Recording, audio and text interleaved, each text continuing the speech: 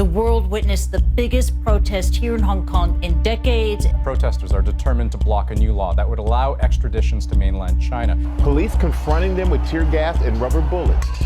Beijing is not happy with what's going on, very frustrated. All flights in and out of Hong Kong have been cancelled as protesters occupy the airport. There are growing fears the Chinese government may use the military to crack down on protesters in Hong Kong.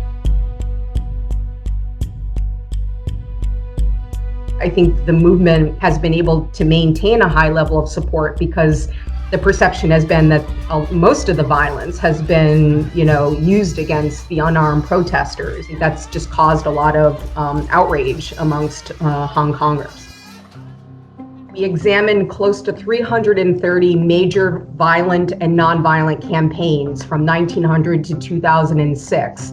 And these were major campaigns that were challenging incumbent regimes, or they were vying for territorial self-determination or secession. And the major finding of the research was that the nonviolent campaigns had been twice as successful as the violent campaigns at achieving their objectives. So the data has been updated through 2014, and the findings were almost exactly the same.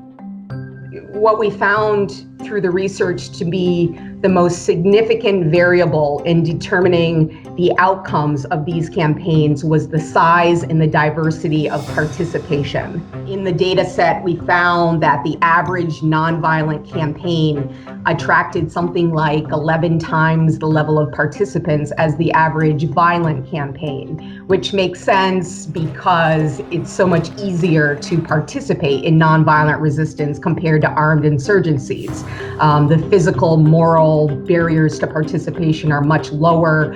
So young and old, elderly, able-bodied, disabled, lots of people can participate in nonviolent resistance because there are so many ways to get involved, thousands probably at this point.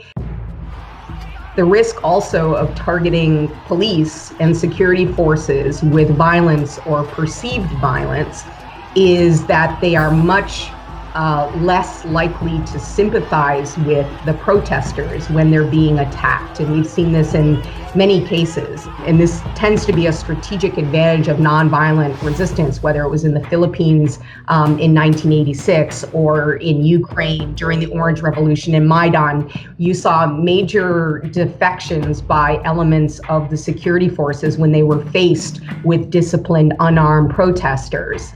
We found that the average duration of a nonviolent campaign was 3 years. The average duration for violent campaigns, incidentally, was 9 years. The challenge is just being able to maintain the focus and the long-term perspective and be able to come up with ways to declare small victories along the way to be able to keep people engaged and not to escalate without being able to sustain that level of engagement.